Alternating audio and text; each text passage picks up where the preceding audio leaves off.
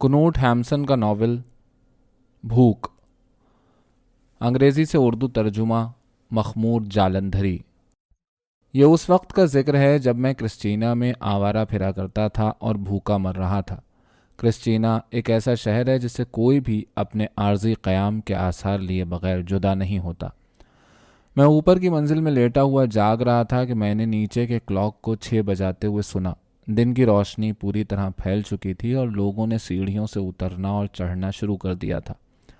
दरवाजे के करीब, जहां दीवार पर कागज़ लगा हुआ था और जिस पर मुर्दा लाशों की तादाद के पुराने हिंसे लिखे हुए थे, मैं लाइट हाउस के डायरेक्टर का नोटिस साफ पढ़ सकता था।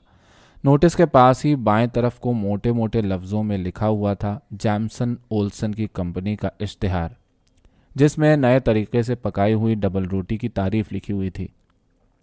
जो ही मैंने आंखें खोली, अपनी आदत से मजबूर होकर मैंने सोचना शुरू कर दिया कि आज की खुशी मनाने के लिए मेरे पास कुछ है कि नहीं।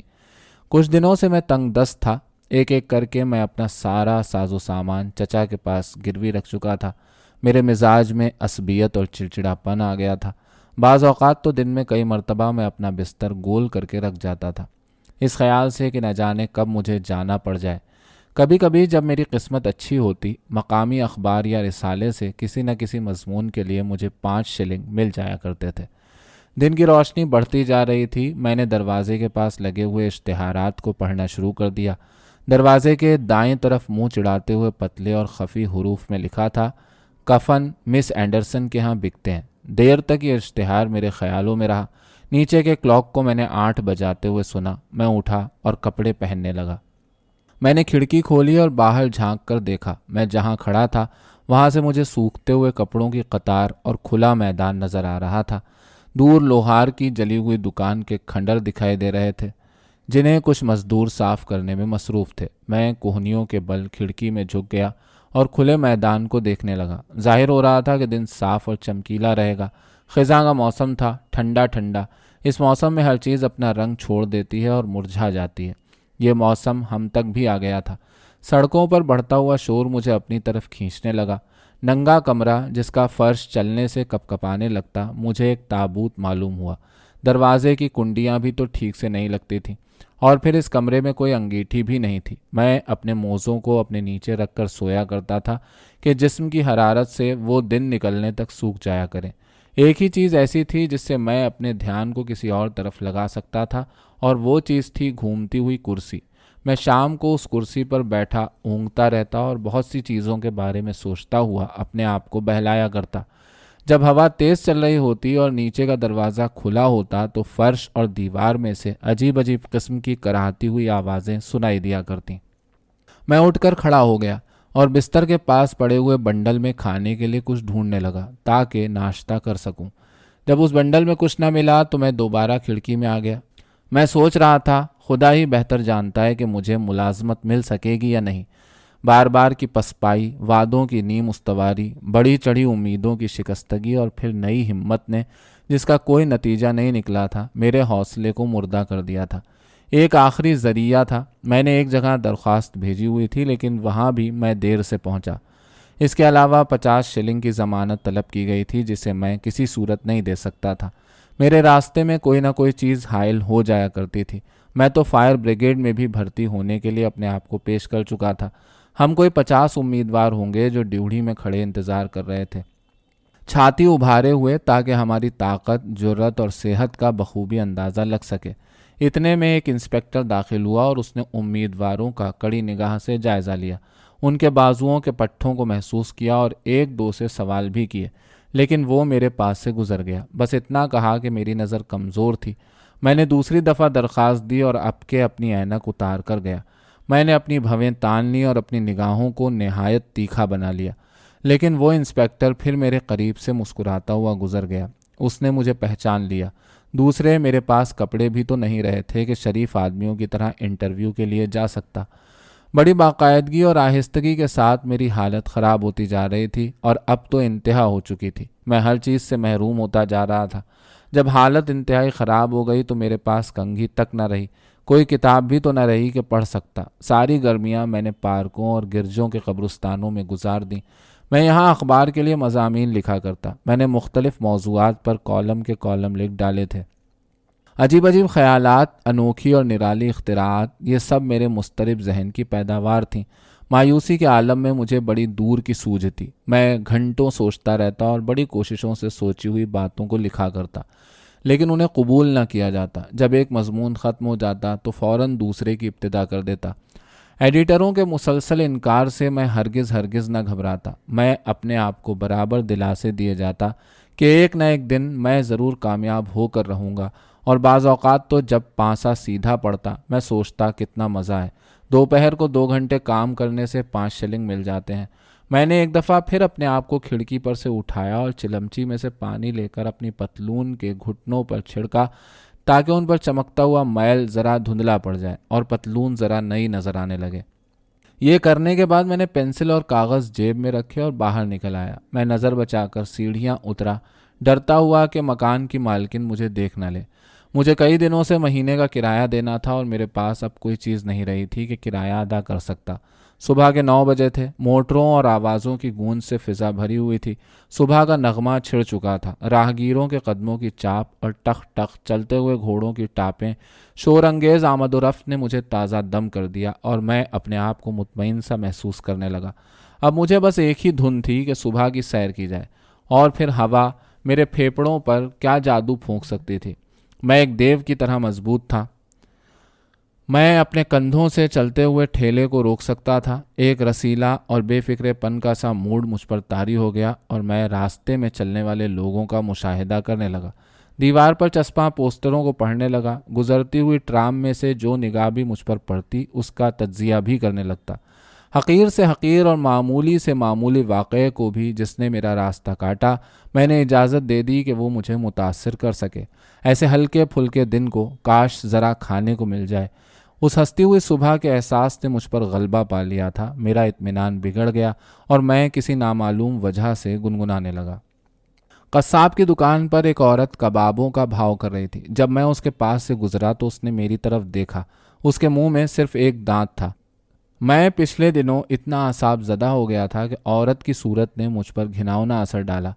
زرد رنگ کا دانت جو اس کے مسوڑھوں میں سے باہر نکلا ہوا تھا ایک چھوٹی سی انگلی کی طرح دکھائی دے رہا تھا، اور جب اس نے میری طرف دیکھا تو اس کی نگاہوں میں ابھی تک کباب جھلک رہے تھے۔ اچانک میری بھوک مر گئی اور میرا جی متلیاں کرنے کو چاہا۔ جب میں منڈی میں پہنچا تو میں نے وہاں فوارے سے پانی پیا۔ نظر اٹھائی تو گھنٹہ گھر کا کلاک 10 بجا رہا تھا۔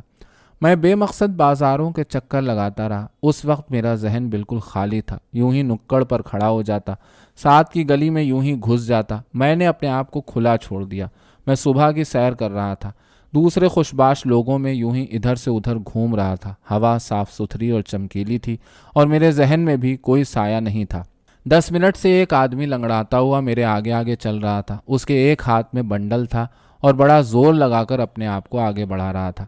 تیزی کے ساتھ چلنے کے لیے اپنی پوری طاقت صرف کر رہا تھا۔ میں دیکھ رہا تھا کہ اس کوشش میں اس کی سانس بری طرح پھولی ہوئی تھی۔ اس وقت مجھے خیال آیا کہ میں کیوں نہ اس کا بنڈل اٹھانے کے لیے اپنے آپ کو پیش کر دوں۔ اس خیال کے باوجود میں اسے جاننے کی کوئی کوشش نہیں کر رہا تھا۔ گرینڈسن بازار میں ہنس پالی مجھے ملا۔ اس نے سر ہلایا اور گزر گیا۔ بھلا اسے اتنی جلدی کیا تھی؟ اس سے 1 شلنگ مانگنے کا میرا کوئی ارادہ نہیں تھا، بلکہ میں تو اس سے ملتے ہی اس کو اس کا کمبل واپس کرنا چاہتا تھا جو میں نے کچھ ہفتے ہوئے اس سے ادھار لیا تھا۔ اچھا ذرا دم لو، میرا کہیں پاؤں جم جائے، پھر میں اتنا اونچا اٹھ جاؤں گا کہ کسی کو دکھائی تک نہیں دوں گا۔ کمبل کے لیے بھی نہیں، شاید میں آج ہی کوئی مقالہ شروع کر دوں۔ حیات بعد الممات کے جرائم یا آزادی رائے، کچھ بھی ہو، وہ مقالہ ایسا ہوگا کہ پڑھا جا سکے اور جس کا معاوضہ مجھے کم سے کم 10 شلنگ مل سکے۔ 10 شلنگ کا خیال آتے ہی میرے دل میں ایک خواہش ابلنے لگی کہ میں وہ مقالہ فوراً لکھنے بیٹھ جاؤں اور اپنے ذہن میں سے جسے قبض ہو چکی ہے ترشایا مقالہ نکال کے رکھ دوں۔ پارک میں لکھنے کے لیے نہایت موزوں جگہ مل سکتی ہے۔ مجھے چاہیے کہ اس وقت تک دم نہ لوں جب تک مقالہ ختم نہ کر لوں۔ بوڑھا اپاہج ابھی تک میرے آگے آگے چل رہا تھا، سڑک پر وہی پہلے ایسی حرکتیں کرتا ہوا۔ میرے سامنے اس لنگڑاتے ہوئے شخص کی مسلسل موجودگی مجھے برہم کر رہی تھی۔ اس کا سفر طویل معلوم ہوتا تھا۔ شاید اس نے بھی تہیہ کیا ہوا تھا کہ وہ بھی اسی جگہ جائے گا جہاں میں جا رہا تھا، اور کہ راستے بھر وہ میری ہی آنکھوں کے سامنے رہے گا۔ مجھے اپنی برہمی کے دوران میں ایسا نظر آیا کہ وہ اب آہستہ آہستہ چلنے لگا ہے۔ وہ ہر موڑ پر اپنے قدم روک لیتا، شاید یہ دیکھنے کے لیے کہ میں کس طرف جاتا ہوں، تاکہ وہ اپنے بنڈل کو زور سے بغل میں دبا کر پھر میرے آگے آگے چل سکے۔ میں اس تھکا دینے والے شخص کا تعاقب کرتا رہا اور اسے دیکھتا گیا۔ مجھے اس سے اکتاہٹ سی ہونے لگی، میں جھنجھلا رہا تھا۔ مجھے اس بات کا شعور ہونے لگا کہ اس نے آہستہ آہستہ میرے مسرتاگی موڈ کو خراب کر دیا ہے اور اس نے اس حسین صبح کو اپنی صورت کی طرح قریب بنا دیا ہے۔ وہ رینگتے ہوئے سانپ کی طرح معلوم ہوتا تھا۔ وہ پورا زور لگا کر دنیا میں اپنے لیے مقام پیدا کرنا چاہتا تھا اور چاہتا تھا کہ پٹری اس کے اپنے لیے وقف ہو کر رہ جائے۔ جب ہم ایک پہاڑی کی چوٹی پر پہنچے تو میں نے اس تعاقب کو ترک کر دینے کا فیصلہ کر لیا۔ میں ایک دکان کی کھڑکی کی طرف مڑا تاکہ وہ مجھ سے بہت آگے نکل جائے۔ چند لمحوں کے گزرنے پر جب میں نے اپنا سفر دوبارہ جاری کیا تو وہ ابھی تک میرے آگے آگے چل رہا تھا۔ جتنی دیر میں رکا رہا تھا وہ بھی رک گیا تھا۔ میں رکے بغیر تیز تیز قدم اٹھاتا ہوا آگے بڑھا۔ میں نے اسے جا لیا اور اس کے کندھے کو تھپ تھپایا۔ وہ یکلخت بے حس و حرکت ہو گیا۔ ہم دونوں نے ایک دوسرے کو گھور کر دیکھا۔ دودھ کے لیے 1 ٹکا مل جائے، اس نے لجاجت آمیز لہجے میں کہا اور سر کو بل دینے لگا۔ اچھا تو یہ بات تھی۔ میں نے اپنی جیب ٹٹولی اور بولا، دودھ کے لیے آج کل پیسہ ملتا کہاں ہے؟ اور میں تو یہ بھی نہیں جانتا کہ تمہیں پیسے کی کتنی ضرورت ہے۔ کل سے مجھے ایک نوالا تک نہیں ملا، میرے پاس ایک پائی بھی نہیں، بیکار ہوں۔ کاریگر ہو کیا؟ ہاں۔ کیا کام کرتے ہو؟ جوتے گانٹتا ہوں اور جوتے بنا بھی سکتا ہوں۔ پھر تو معاملہ ہی اور ہے، میں نے کہا۔ اچھا ٹھہرو، میں جاتا ہوں، تمہارے لیے کچھ لے کر جلد ہی لوٹ آؤں گا۔ زیادہ تو نہیں، کچھ پیسے ضرور دے دوں گا۔ میں تیزی کے ساتھ پائلے بازار کی طرف لپکا۔ وہاں میں ایک دکاندار کو جانتا تھا جو چیزیں رہن رکھا کرتا تھا۔ میں آج تک اس دکاندار کے پاس نہیں گیا تھا۔ جب میں دکان کے برآمدے میں پہنچا تو میں نے پھرتی کے ساتھ اپنی واسکٹ اتاری، اسے لپیٹا اور بغل میں دبا لیا۔ سیڑھیاں چڑھ کر میں نے دروازہ کھٹکھٹایا۔ اندر داخل ہوتے ہوئے میں جھکا اور واسکٹ کو میز پر رکھ دیا۔ 1.5 شلنگ، دکاندار بولا۔ لاؤ، شکریہ، میں نے جواب دیا۔ یہ واسکٹ میرے ذرا تنگ ہوتی جا رہی ہے، ورنہ میں اسے پہنے رہتا۔ 1.5 شلنگ اور واسکٹ کی پرچی لے کر میں لوٹا۔ میں واسکٹ کو رہن رکھنے کی خوبی پر غور کر رہا تھا۔ اب میں بھرپور ناشتہ کر سکتا تھا اور ناشتے کے بعد شام سے پہلے میرا مقالہ بھی تیار ہو جائے گا۔ اب مجھے زندگی دل فریب دکھائی دینے لگی۔ میں اس آدمی کی طرف تیزی سے بڑھا کہ اس سے نجات حاصل کروں۔ یہ لو، میں بولا، میں خوش ہوں کہ تم نے سب سے پہلے میرے آگے ہاتھ پھیلایا۔ اس نے مجھ سے پیسے لے لیا اور سر سے پاؤں تک میرا جائزہ لیا۔ وہ مجھے گھور کیوں رہا تھا؟ مجھے ایسا معلوم ہوا جیسے وہ میری پتلون کے گھٹنوں کو زیادہ غور کے ساتھ دیکھ رہا ہو۔ میں اس کی بے شرم دیدہ دلیری سے اکتا گیا۔ کیا وہ بدماش یہ سوچ رہا تھا کہ میں اتنا ہی غریب تھا جتنا کہ نظر آ رہا تھا؟ کیا میں اخبار کے لیے مضمون لکھ کر 5 شلنگ نہیں کما سکتا تھا؟ اس کے علاوہ مجھے مستقبل کی کوئی فکر نہیں تھی۔ ابھی تو میں ہزاروں اور کام کر سکتا تھا۔ سبھی دروازے بند نہیں ہوئے تھے۔ ایک اجنبی اس طرح مجھے کیوں گھور کر دیکھے جبکہ میں اسے اتنی حسین صبح کو شراب بھی پلا سکتا تھا؟ اس کی تیکھی نگاہ نے مجھے خشم آلود کر دیا۔ میں نے تہیہ کر لیا کہ جانے سے پہلے اس کی طبیعت کو ٹھکانے کرتا جاؤں گا۔ میں نے اپنے کندھوں کو جھٹکا دیا اور بولا، میرے دوست، تم میں یہ بری عادت ہے کہ تم اس شخص کے گھٹنے دیکھنے لگتے ہو جو تمہیں 1 شلنگ دیتا ہے۔ اس نے اپنے سر کو پیچھے کی طرف جھکایا اور دیوار کے ساتھ لگ کر کھڑا ہو گیا۔ فرط حیرت سے اس کا منہ کھلے کا کھلا رہ گیا تھا۔ اس کے ذہن میں کوئی کشمکش جاری تھی۔ آخرکار وہ اس نتیجے پر پہنچا کہ میں اس پر برتری حاصل کرنا چاہتا تھا۔ اس نے میرے دیے ہوئے پیسے مجھے لوٹا دیے۔ میں نے پٹری پر زور سے اپنا پاؤں پٹکا اور گالی دے کر اسے پیسے رکھ لینے کو کہا۔ اس نے سمجھا کیا تھا؟ میں نے اتنی تکلیف کیا یوں ہی اٹھائی تھی؟ اگر یہی بات تھی تو یہ بھی ہو سکتا تھا کہ شاید مجھے اس کا 1 شلنگ دینا تھا۔ عین ممکن ہے میں نے کوئی پرانا قرض چکایا تھا۔ وہ ایک ایماندار شخص کے سامنے کھڑا تھا جو سر سے پاؤں تک شریف تھا، اور یہ پیسے اس کے اپنے پیسے تھے، چوری کے نہیں تھے۔ شکریہ کی ضرورت ہی نہیں تھی، بلکہ میں تو خوش ہوا تھا۔ خدا حافظ۔ میں آگے بڑھ گیا۔ آخرکار میں نے اس پلیگ سے نجات حاصل کر لی تھی اور اب میں اپنا سفر اطمینان کے ساتھ جاری رکھ سکتا تھا۔ میں پائلا بازار میں دوبارہ آ گیا اور ایک پنساری کی دکان کے سامنے رکا۔ کھڑکی میں کھانے پینے کی چیزوں کا انبار لگا ہوا تھا۔ میں نے اندر جانے کا فیصلہ کیا کہ کھانے کے لیے کچھ ساتھ لے چلوں۔ پنیر کا ایک ٹکڑا اور ایک بند، اور میں نے 6 آنے اس کی میز پر پھینک دیے۔ روٹی اور پنیر، ان سب پیسوں کے؟ بڑھیا نے میری طرف دیکھے بغیر طنزیہ لہجے میں کہا۔ ہاں، ان سب پیسوں کے، میں نے جزبز ہوئے بغیر کہا۔ روٹی اور پنیر اٹھا کر میں نے نہایت شائستگی کے ساتھ موٹی اور بوڑھی عورت کو صبح بخیر کہا اور پارک کی طرف لپکا۔ وہاں مجھے ایک خالی بینچ مل گئی۔ میں نے پنیر اور روٹی کو نگلنا شروع کیا۔ طبیعت کچھ بحال ہو گئی۔ نہ جانے کتنے دن ہو چکے تھے مجھے پیٹ بھر کر کھائے ہوئے، اور بتدریج مجھ پر آسودگی کی سی کیفیت طاری ہو گئی جیسے کافی رو چکنے کے بعد دل ہلکا ہو جاتا ہے۔ میرا حوصلہ دو چند ہو گیا۔ اب میں اتنا پامال اور سطحی مقالہ نہیں لکھنا چاہتا تھا۔ حیات بعد الممات، یہ بھلا کیا موضوع ہوا جسے بڑی آسانی کے ساتھ تاریخ عالم میں سے اخذ کیا جا سکتا تھا؟ مجھ میں اس وقت اس سے زیادہ اچھی کوشش کی استعداد پیدا ہو گئی تھی۔ میں اس وقت مشکلات کو عبور کر جانے کے اچھے موڈ میں تھا۔ میں نے ایک بہترین موضوع سوچا۔ اس مقالے کے 3 حصے ہوں گے اور اس کا عنوان ہوگا فلسفیاتی آگہی۔ یہ مقالہ لکھنے سے مجھے موقع میسر آئے گا کہ میں کانت کی سوفسطائیت کو بری طرح کچل کے رکھ دوں۔ لیکن جب میں نے لکھنے کی ابتدا کرنی چاہی اور لکھنے کا سامان نکالا تو مجھے پتا چلا کہ میرے پاس پینسل نہیں تھی۔ میں اسے رہن کی دکان میں چھوڑ آیا تھا۔ پینسل میری واسکٹ کی جیب میں تھی۔ میرے خدا، آج ہر چیز مجھے پریشان کر کے خوش ہو رہی تھی۔ میں نے 2-4 موٹی موٹی فحش گالیاں دیں۔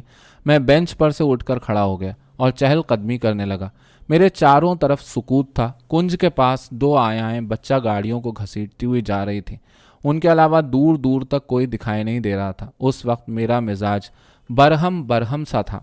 میں اپنی بینچ کے سامنے پاگلوں کی طرح چکر کاٹ رہا تھا۔ حالات کتنا عجیب رخ اختیار کر رہے تھے۔ 3 حصوں پر مشتمل مقالہ محض اس لیے قلم بند نہیں ہو سکتا تھا کہ میرے پاس کوئی پینسل نہیں تھی۔ فرض کرو کہ میں پاس کے بازار میں جاؤں اور جا کر اپنی پینسل مانگوں۔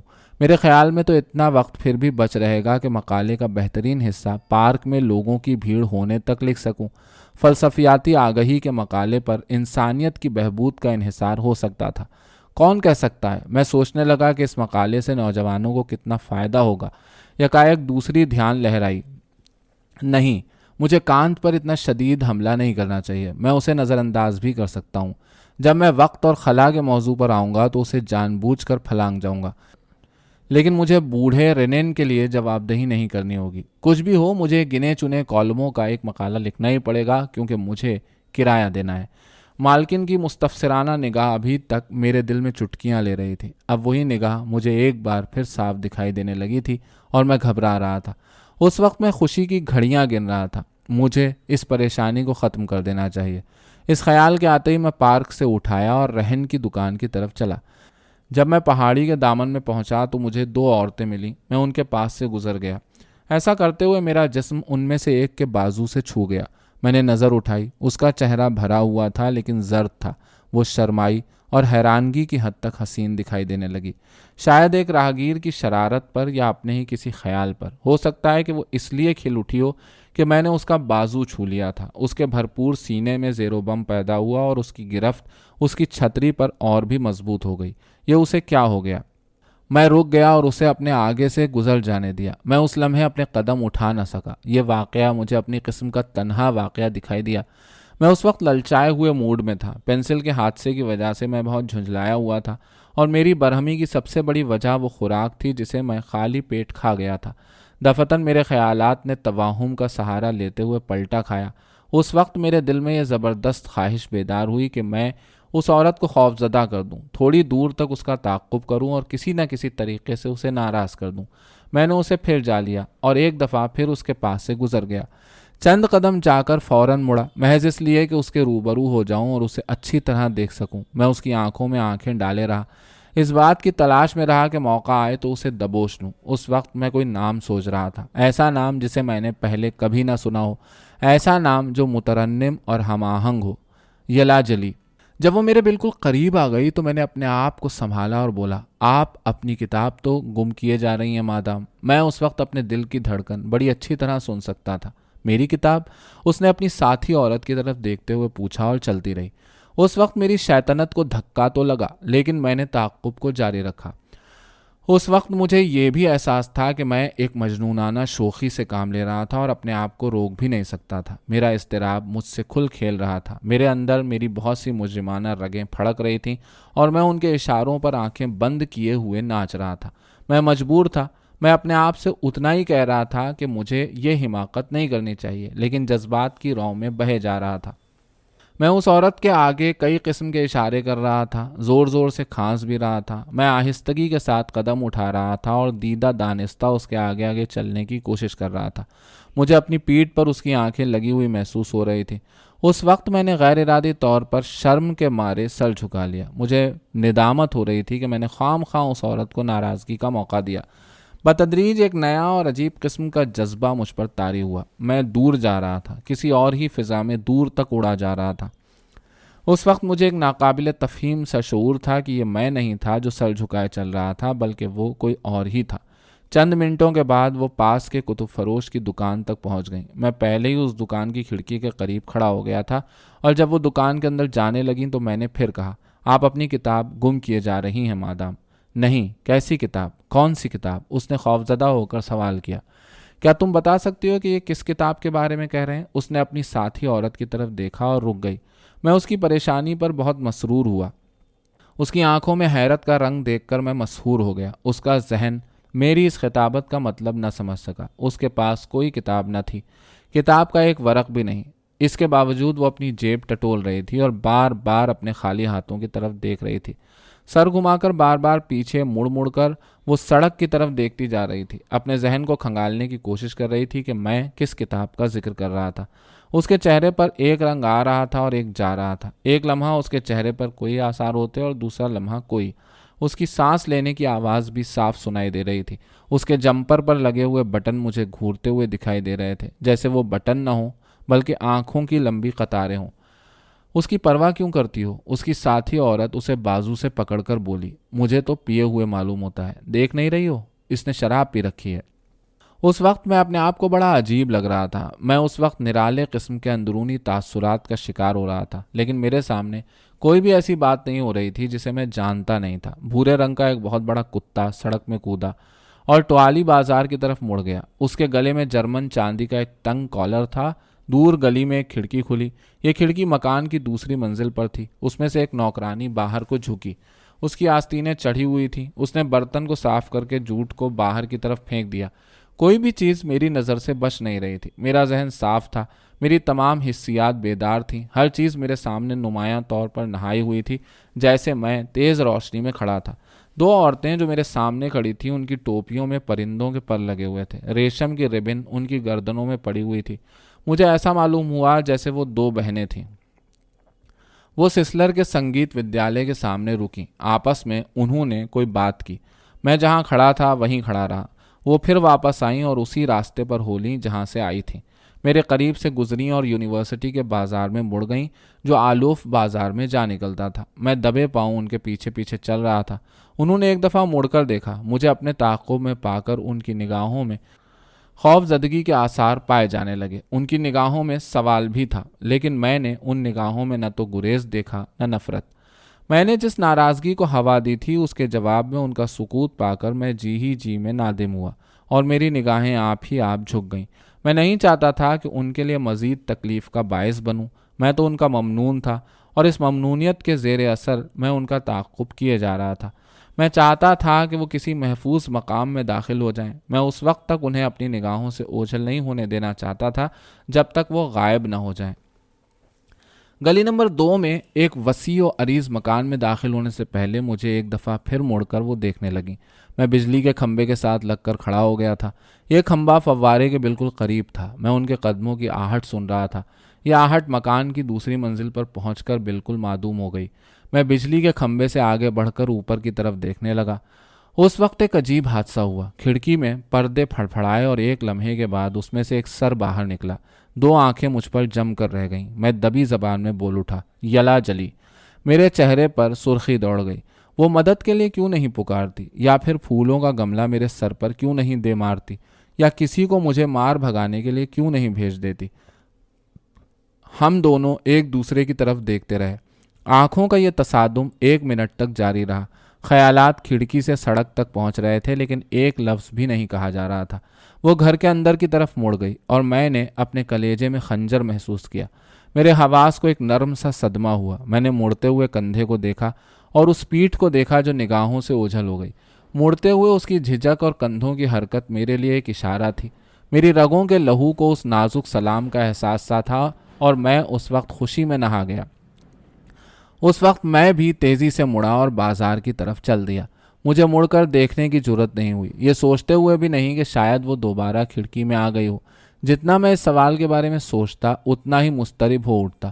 ممکن تھا کہ وہ کھڑکی میں کھڑی ہوئی میری نقل و حرکت کی نگرانی کر رہی ہو۔ یہ خیال کبھی خوشگوار نہیں ہوتا کہ کوئی تمہیں پیٹھ پیچھے دیکھ رہا ہے۔ میں نے اپنے آپ کو سنبھالا اور بڑھتا رہا۔ میری ٹانگوں میں لرزش پیدا ہو گئی اور میرا بدن غیر متوازن، کیونکہ میں جان بوجھ کر سنبھلنے کی کوشش میں تھا۔ بے فکر اور بے پرواہ نظر آنے کی خاطر میں نے اپنے بازوؤں کو ڈھیلا چھوڑ دیا، سڑک پر تھوکا اور سر کو جھٹکا دے کر چلنے لگا۔ مگر ان باتوں کے باوجود وہ دو آنکھیں مجھے گردن کے پیچھے تعقب کرتی ہوئی دکھائی دیں۔ میں نے پیٹھ پر ایک خنک کپ کپی سی محسوس کی۔ آخر کار میں نے ایک ساتھ کی گلی میں گھس کر اس احساس سے جان بچائی اور اس گلی سے ہوتا ہوا میں پائلے بازار میں نکل آیا کہ اپنی پینسل حاصل کر سکوں۔ مجھے پینسل ملنے میں دیر نہ ہوئی۔ دکاندار خود واسکٹ اٹھا کر لایا اور اس نے مجھے اجازت دے دی کہ میں اس کی جیبیں ٹٹول لوں۔ جیب ٹٹولتے ہوئے پینسل کے ساتھ مجھے 2 رہن کی پرچیاں بھی ملی۔ میں نے انہیں بھی رکھ لیا اور اس دکاندار کی شرافت طبع پر اس کا شکریہ ادا کیا۔ مجھے وہ دکاندار بہت اچھا لگا۔ اس پر اثر چھوڑنے کے لیے میں بے تاب ہو اٹھا۔ میں نے دروازے کی طرف گھوم کر دیکھا اور پھر میز کی طرف پلٹا، جیسے میں کوئی چیز وہاں بھول چکا تھا۔ اس وقت مجھے خیال آیا کہ مجھے اپنی حالت اس پر ذرا ظاہر کر دینی چاہیے۔ میں گنگنانے لگا تاکہ اس کی توجہ اپنی طرف مبذول کر سکوں۔ پینسل کو پھر میں نے انگلیوں میں دبایا اور کہا، مجھے اتنی دور سے چل کر پینسل کے ایک ٹکڑے کے لیے آنے کی ضرورت نہیں تھی، لیکن یہ پینسل دوسری پینسلوں سے ذرا مختلف ہے۔ اس کی بھی ایک خاص وجہ ہے۔ یہ پینسل میرے لیے ایک خاص پینسل ہے۔ میں اس وقت ایک غیر اہم اور بے بزاج شخص نظر آ رہا ہوں، لیکن اس پینسل نے دنیا میں مجھے وہی مقام دیا ہے جو مجھے ملنا چاہیے تھا۔ اس نے میری زندگی بنائی ہے۔ میں اس سے زیادہ کچھ نہ کہہ سکا۔ دکاندار میز کے قریب آ گیا۔ سچ؟ اس نے مستفسرانہ نگاہ ڈالتے ہوئے کہا۔ ہاں، اسی پینسل سے میں نے فلسفیاتی آگہی کی کتاب 3 حصوں میں لکھی ہے۔ میں نے روکھے پن سے سلسلہ کلام جاری رکھتے ہوئے کہا، کیا آپ نے اس کتاب کا نام نہیں سنا؟ اس کی خاموشی سے ایسا ظاہر ہوا کہ اس نے اس کتاب کا نام سن رکھا تھا۔ ہاں، وہ کتاب میں نے ہی لکھی ہے، میں پھر بولا۔ وہ حیران کیوں تھا؟ اگر میں یہ پینسل کا ٹکڑا لینے چلا آیا تھا، میرے لیے یہ پینسل ایک نایاب یادگار تھی۔ اس پینسل کو تو میں ایک جاندار چیز خیال کرتا تھا، البتہ میں اس کی شائستگی کے لیے اس کا شکر گزار تھا۔ میں اس بات کے لیے اسے کبھی فراموش نہیں کروں گا۔ یہ ایک حقیقت ہے کہ میں اسے ہمیشہ یاد رکھوں گا۔ قول آخر قول ہوتا ہے اور میں اپنے قول کو ہمیشہ نبھاتا ہوں۔ میں کچھ ایسا ہی انسان تھا اور وہ شکریہ کا مستحق۔ خدا حافظ، میں نے اتنا کہا اور دروازے کی طرف لپکا۔ میں نے اس وقت ایک ایسے آدمی کا انداز اختیار کیا ہوا تھا جو دوسرے شخص کو بلند مقام عطا کر سکتا ہے۔ ایماندار دکاندار نے 2 دفعہ سر جھکا کر احترام کا ثبوت دیا۔ میں دروازے کے پاس جا کر ایک مرتبہ اور مڑا۔ خدا حافظ، میں نے دوبارہ دکاندار سے رخصت چاہی۔ سیڑھیوں پر مجھے ایک عورت ملی۔ اس کے ہاتھ میں سفری تھیلا تھا۔ وہ دیوار کے ساتھ لگ کر اور سمٹ کر کھڑی ہو گئی کہ میرے لیے گزرنے کا راستہ بنا سکے۔ غیر ارادی طور پر میرا ہاتھ میری جیب میں چلا گیا۔ میں اس عورت کو کچھ دینا چاہتا تھا۔ اس وقت میں ایک احمق دکھائی دیا کیونکہ میری جیب میں کچھ نہیں تھا۔ میں سر جھکا کر سیڑھیاں اترنے لگا۔ میں نے اس عورت کو اس دکان کا دروازہ کھٹکھٹاتے ہوئے سنا جہاں سے میں آ رہا تھا۔ اس دروازے میں گھنٹی لگی ہوئی تھی۔ جب کوئی اس دروازے پر دستک دیتا تھا تو وہ ٹن ٹن بجنے لگتی تھی۔ جنوب کی طرف سورج اونچا اٹھ گیا تھا۔ دن کے 12 بج چکے تھے۔ شہر میں اس وقت کافی ہنگامہ تھا۔ یہ چہل پہل کی گھڑی تھی۔ لوگ ایک دوسرے کو سر کے اشارے سے سلام کرتے ہوئے اور ہنستے ہوئے کارل بازار میں ادھر سے ادھر گھوم رہے تھے۔ میں نے اپنی کوہنیاں اپنے پہلوؤں کے ساتھ چمٹا لی۔ میں دراصل اس وقت ذرا چھوٹا نظر آنا چاہتا تھا اور اس طرح میں ہجوم میں اپنے شناساؤں کی نظروں سے بچتا ہوا غائب ہو گیا۔ یونیورسٹی بازار کے نکڑ پر میری جان پہچان کے 2-4 آدمی ہجوم کو بڑے غور سے دیکھ رہے تھے۔ میں پہاڑی تک اس طرح بچتا بچاتا جا نکلا اور وہاں پہنچ کر سوچ میں ڈوب گیا۔ یہ لوگ کتنی تابانی اور آسودگی سے اپنا سر بلند کیے ہوئے چل رہے تھے اور زندگی میں اس طرح کودے ہوئے تھے جیسے زندگی ایک ناچ گھر ہو۔ ایک بھی نگاہ میں جو میری نگاہ سے ملی غم و اندوہ کی جھلک نہیں تھی۔ کسی بھی کندھے پر کوئی بوجھ نہیں تھا۔ ان کے ذہن میں کوئی بھی پراگندہ خیال نہیں تھا۔ ان کی مسرور روحوں میں ایک بھی چھپی ہوئی ٹیس نہیں تھی اور میں ان جوان اور خوشباش لوگوں کے ہجوم میں اپنی خوشی کے مصنوعی پیرہن کو بھی بھول چکا تھا۔ چلتے ہوئے میں ان خیالات سے اپنا دل بہلا رہا تھا اور سوچ رہا تھا میرے ساتھ کتنی بڑی ناانصافی ہوئی ہے۔ یہ پچھلے چند مہینے میرے لیے وبال جان کیوں رہے تھے؟ میں اپنی خوش مزاجی کو بھی پہچاننے میں دقت محسوس کر رہا تھا۔ چاروں طرف مجھے کوئی نہ کوئی ایسی بات مل رہی تھی جو میری برہم مزاجی میں اضافہ کر رہی تھی۔ میں کہیں بینچ پر بھی نہیں بیٹھ سکتا تھا اور کہیں بھی اپنا قدم کسی حادثے سے متاثر ہوئے بغیر نہیں رکھ سکتا تھا۔ بڑی باریک باریک جزیات میرے ذہن پر بوجھ ڈال رہی تھی۔ ایک کتا جو میرے پاس سے گزر گیا، وہ آدمی جو اپنے کوٹ میں پھول لگایا تھا، یہ سب مناظر اتنی طاقت رکھتے تھے کہ میرے خیالوں کے تاروں کو جھنجھنا سکتے اور مجھے دیر تک ستا سکتے تھے۔ وہ کون سی چیز تھی جو مجھے تکلیف دے رہی تھی؟ کیا خدا میرے خلاف ہو گیا تھا؟ کیوں؟ وہ میرے ہی خلاف کیوں تھا؟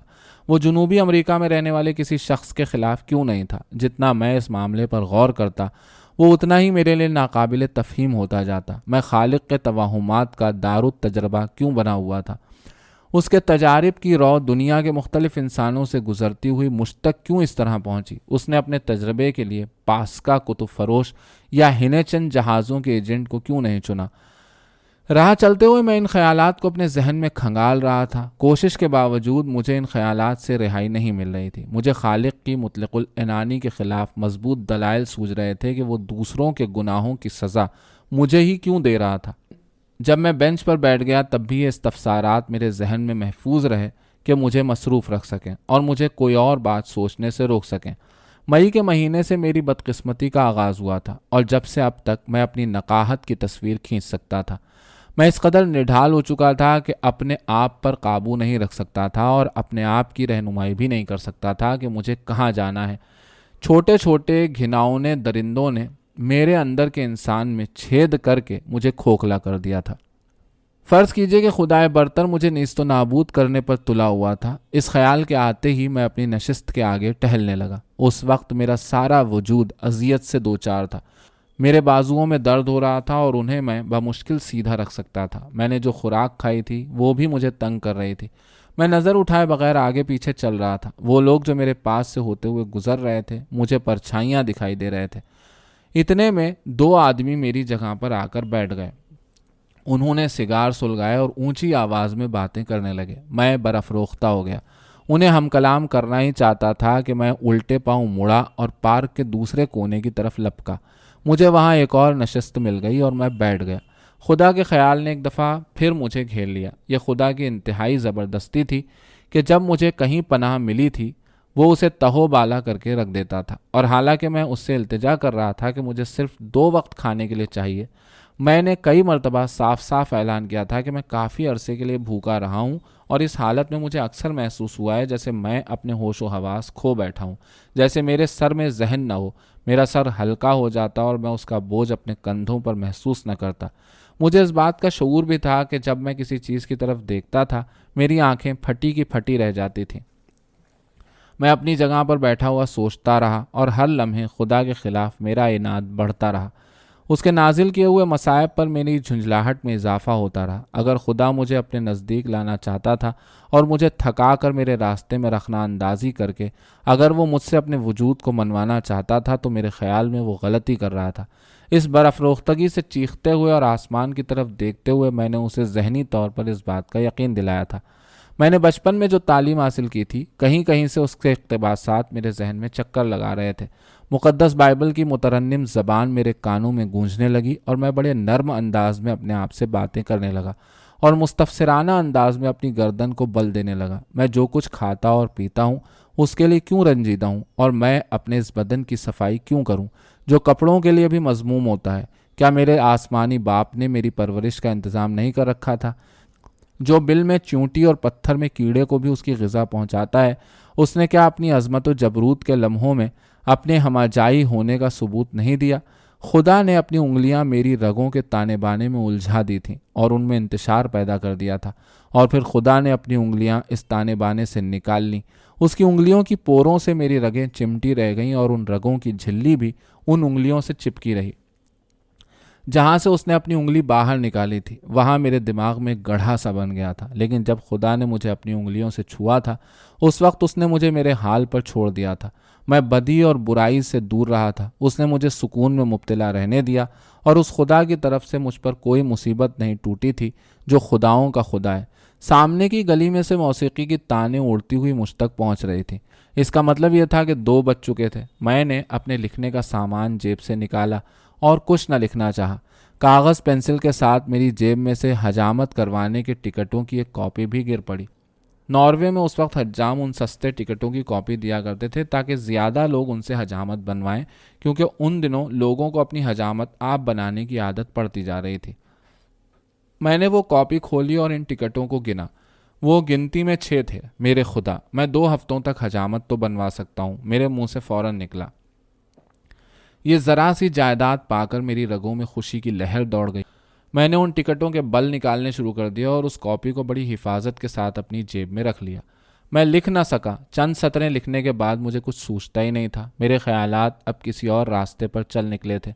میں اس مخصوص کوشش کے لیے تگ و دو کرنے کے قابل نہیں رہا تھا۔ ہر چیز مجھے متاثر اور برہم کر رہی تھی۔ ہر چیز جسے میں دیکھتا وہ مجھ پر ضرور اثر کرتی۔ مکھیاں اور مچھر کاغذ پر ٹوٹ پڑتے اور میرا موڈ خراب ہو جاتا۔ میں پھونک مار مار کر انہیں اڑانے کی کوشش کرتا، اپنی طرف سے انتہائی زور لگاتا، لیکن بے سود۔ وہ اپنے پیروں کا زور لگا کر کاغذ سے چمٹی رہتی اور ڈٹ کر میری پھونکوں کا مقابلہ کرتی۔ ان کی ٹانگیں کاغذ کو سختی سے دبوچے رہتی۔ وہ اپنی جگہ سے ذرہ بھر نہ ہلتی۔ جب ان کا اپنا جی چاہتا اسی وقت وہ کاغذ پر سے اڑتی۔ ان مکھیوں نے مجھے کافی دیر تک مصروف رکھا اور میں بڑی فراغت سے ان کی اٹکھیلیوں کو دیکھتا رہا۔ یکایک موسیقی کی ایک بلند تان نے میرے خیالات کو نیا راستہ دے دیا۔ مایوس ہو کر کہ میں اپنا مقالہ ختم نہیں کر سکوں گا، میں نے کاغذ اور پینسل کو پھر اپنی جیب میں رکھ لیا اور اپنی نشست سے پیٹھ لگا کر بیٹھ گیا۔ اس وقت میرا ذہن اتنا صاف تھا کہ میں کسی قسم کی تھکن کے بغیر اپنے خیالات کے بہاؤ کا ساتھ دے سکتا تھا۔ ایسی حالت میں آرام کرتے ہوئے میری آنکھیں میرے سینے پر اور میری ٹانگوں پر لگی ہوئی تھیں۔ دل کی ہر دھڑکن پر میرا پاؤں ہل رہا تھا۔ میں نے اپنی گردن ذرا اٹھائی اور اپنی ٹانگوں کی طرف دیکھا، اور اس وقت مجھے ایک نرم و نازک جذبے کا احساس ہوا، ایسا جذبہ جسے میں نے پہلے کبھی محسوس نہیں کیا تھا، اور وہ جذبہ میری رگوں میں ایک صدمہ بن کر لہرا رہا تھا۔